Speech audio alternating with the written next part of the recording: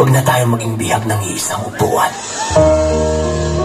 Tutuusin, hindi lang naman kaming mga kontraktor ang nakikinabang dito.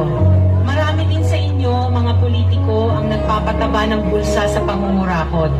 Kawawa po talaga ang mga mamamayang Pilipino kasi ninanakaw lang natin ang kaban ng bayan. Sinong umaahon, tayo ba o sila? Mga ngiti nila habang nakalubog ka ba sa labon? Sa pinaghirap ay mga nabayag.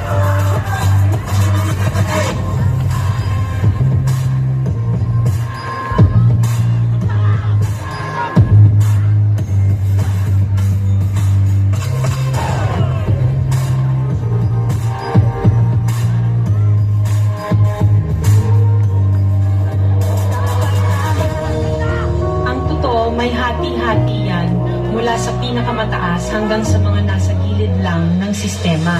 Sa patuloy ng pagdinig sa Senado, at dito kinurakot na proyekto ng gobyerno, 491 projects. Dapat tinatama ba din natin ginagawa paulit-ulit na lang na ito ang bagong simula.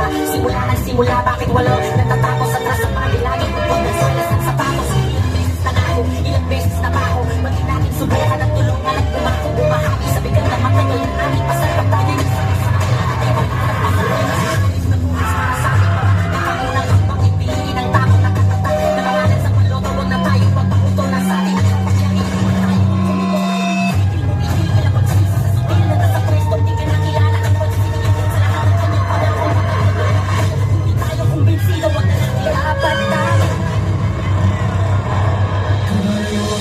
Huwag ninyong ipakita sa publiko na malinis kayo dahil sa bawat proyekto may kapalit na porsyento para sa inyong mga opisina.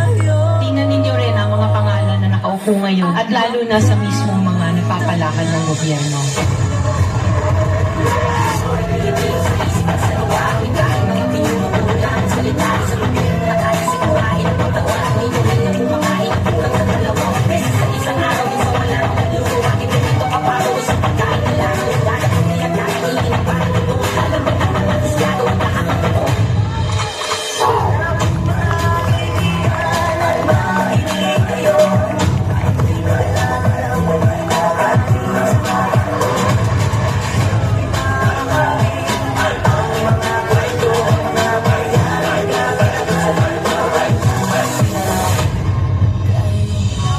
Kailan mo nga ba isa sa puso na inihalal ka ng taong bayan upang maglingkod, hindi para magpayaman, upang magsilbi, hindi para maging gahaman?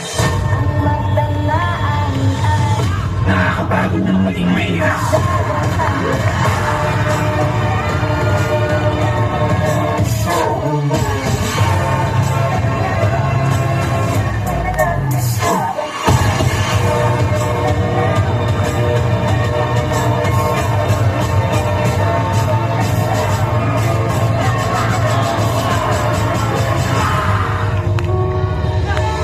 Pera ng taong bayan pero tayo ang nakikinabang.